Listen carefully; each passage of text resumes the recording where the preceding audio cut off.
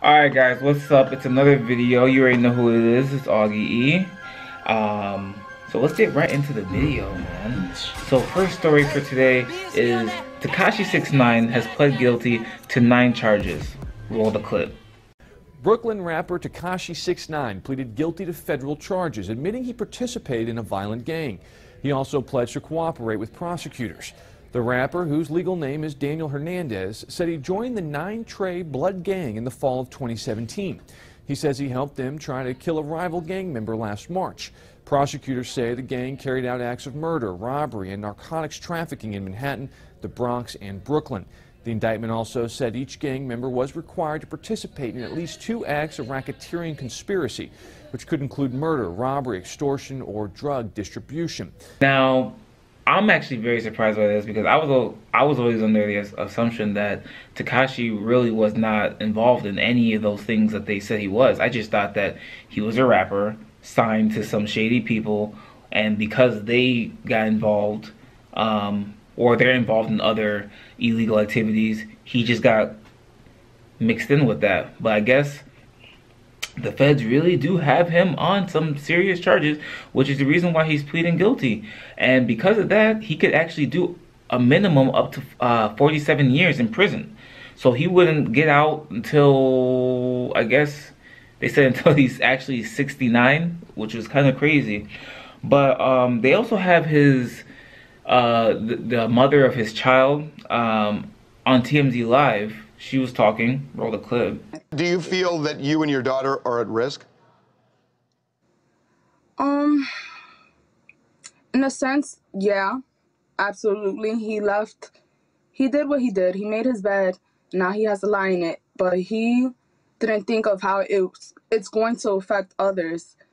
He's only thinking about himself in the situation. So, I mean, I'm left to pick up the pieces of whatever mess he's made, which is and has always been a thing. Now, I kind of agree with her. I think that because Tekashi is talking, he is essentially snitching on people in his organization, that she is potentially in danger. Anybody that knows Tekashi, or had dealings with him, who knows anything, it's simple. Anybody who has contact with him, it potentially is in danger. So I think she should move accordingly. I think his mother should move. You know, they should maybe get out of New York, honestly, or even go into a witness protection program for the time being until they can kind of guarantee that they're safe. But I don't know. Hopefully it all works out for them. But yeah, that's not good. Next story. So there was an interview that happened earlier this week with the Breakfast Club. We had DJ Envy, Charlamagne, Angela Yee, and then they also had their guest, which was Killer Mike. Now, an interesting conversation they had was private schools versus public schools. Roll the clip. My son is a little different because my son goes to a private school, but he's in the hood doing other things. He's playing football in Newark. He's playing basketball in Newark, so he gets that. But that education that he gets in those schools is unlike anything that I ever got in my life, which gives him that advantage. I don't have no problems with you loving your children, but my children go to public school because I pay taxes in public schools, and they named for black people. And either you're going to choose to be excellent and you're going to do better, or you're going to sit your chump ass down and you're going to keep me in the same shit over and over, but you can't complain and say that greatness wasn't given to you. If you walk in a school named for Frederick Douglass High School and you do not have the initiative as a parent or the student to walk up and step up to that greatness, but you would do it at St. Pius? You would do it at St. Michael? Man, you a chump. My kids go to private school, right? My son has his own business, has started his own thing, things that he learned that I didn't learn before. You know why? Because those opportunities were given to him. My daughter has been to places most people haven't been ever. I think they learned a lot of that from you, though. Because they learned more of that from you. Yeah, they cut it It's not only me, but they have everybody get rich, send children to private school. It's gonna all work out. Classes where they learn real estate in her school. I didn't never learn real estate. You know what? I think this is actually an interesting topic because growing up, I went to both. I went to private schools, basically from kindergarten all the way through middle school, and then from high school, I was in a public school.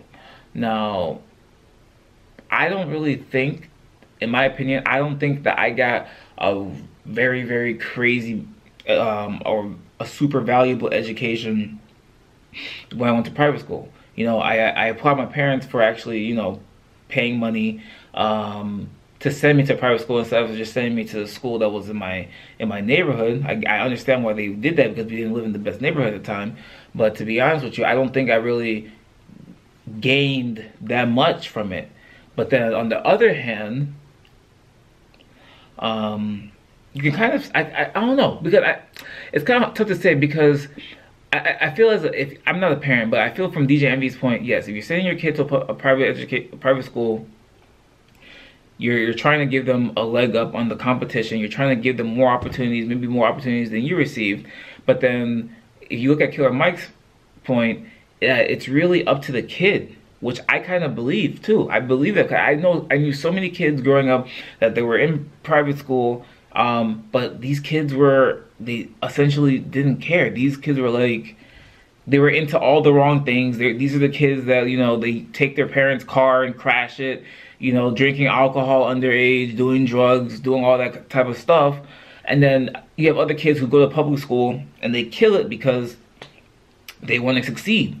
So I really think at the end of the day, it's up to the kid, regardless if they're in a private school or in the public school. It's up to the kid whether they want to succeed in their life and make it. So that's just what I think about that. Next story though. So this story is a little bit old, but, or actually came out earlier this week, but Ariana Grande. Ariana Grande, she's a great singer, pop star, probably arguably one of the biggest pop stars that's out right now. But she got a stupid ass tattoo. Roll the clip. Grande showing off her new tattoo on social media. Yes, Ariana took to Japanese Twitter to say, something in Japanese. Hey, cut us some slack. We barely speak English. But according to a 100% Japanese person, Ariana's tweet said, she was like, look at my new tattoo. It says 7 rings. It doesn't. It says Japanese barbecue grill. Yes, it's a bit of a tattoo snafu. All of her followers from Japan started going, that's not what that says. It means Japanese grill. Oh, no. Oh, yes! Though it would have read correctly if she hadn't left out a couple characters, which she did because... It hurt really bad, so she just picked the symbols she liked out of 7 rings, and she's like, it hurt like hell, so I had them stop. I don't understand why people do this. Why do you go to some tattoo place? I don't know where she went. She went to some place to get the word 7 fingers, 7 rings on her hand, and it came out to be barbecue grill or Japanese grill. Like, why?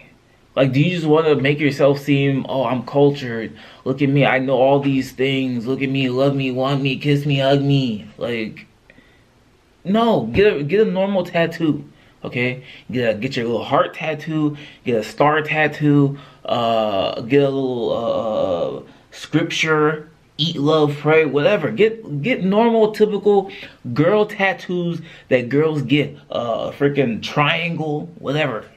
Get something on your wrist, because now you have to cut off your hand. The hand is useless. The hand is stupid now. If I see the hand, I'm gonna know that the hand says Japanese barbecue grill on the hand. You went and did that. Why? I don't understand people. It's not even just celebrities or famous or rich people. It's just even normal people. I've seen people do, oh, I got these Japanese letters on it, but you're a white person or you're a black person. Why do you have Asian hieroglyphics on your body? That makes no damn sense. Stop doing that. Stop it. Just stop. Jeez. All right. Next story. Now, Super Bowl weekend, we got Patriots, the Rams. I don't really care because I haven't been watching football. But one man who does care is Augy-E. Roll the clip. Georgia businessman Keaton Shaw is on the run after scamming people of up to $1 million in fake Super Bowl tickets, according to WSB-TV. Now, what's even more wild about the story is the fact that Shaw's wife is the one who reported to the cops that he was missing. Records obtained showed the man's own mother has accused him of theft tied to the scam, and his wife told investigative reporter Nicole Carr she hasn't seen him since reporting him missing earlier this month. Carr received the tip from an alleged victim named Alan Tart, who lives in Sandy Springs. The man told Carr that Shaw, who owns a digital printing shop and sits on numerous community boards, took off with $20,000 and never delivered the premium Super Bowl tickets.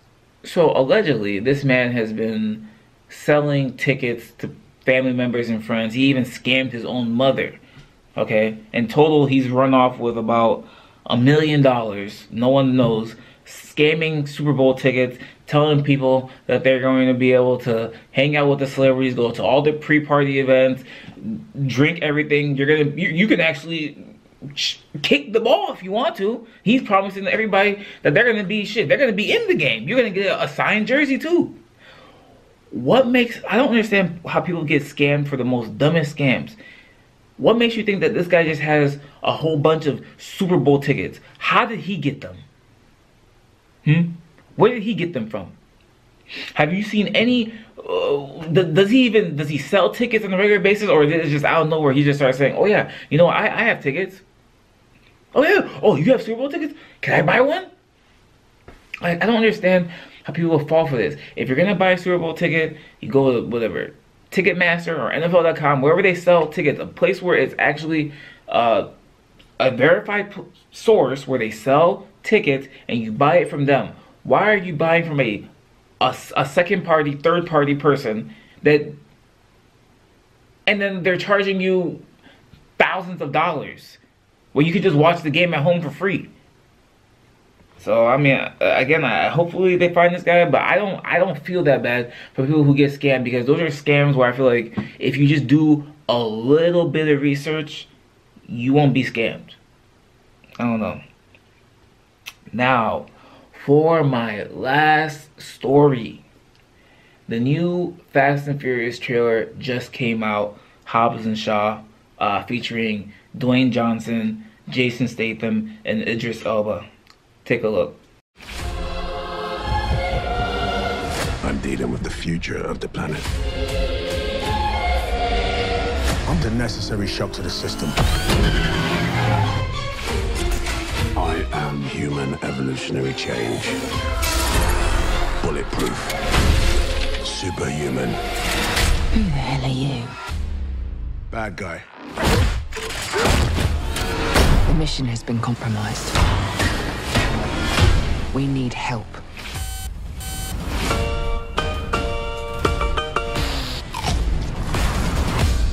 Our target's name is Brixton.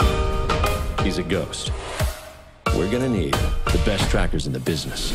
Luke Hobbs. I'm what you call an ice-cold can of whoop-ass. Career lawman. Always gets his guy. We're gonna need to operate outside the system. Deckard Shaw.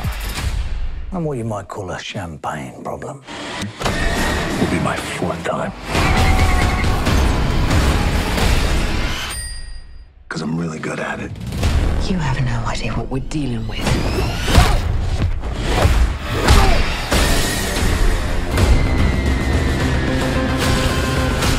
On my three. Sure. 1, 2, 3.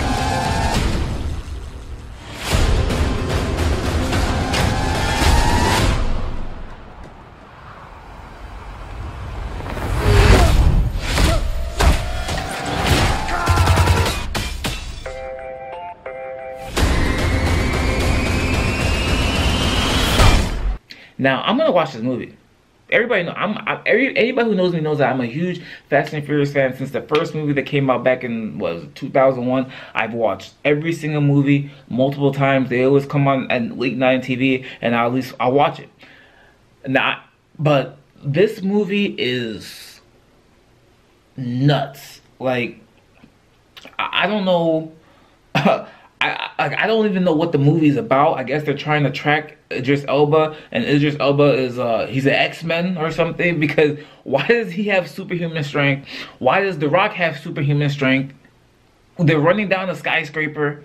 Idris Elba punches a metal door with his hand, and the door bends. I don't, like, I get the Fast and Furious franchise has now grown to like a huge international franchise. So I get that they have a huge budget and they have to try to keep topping what they did in the previous movie. So I'm not gonna judge the movie too much until I actually see it.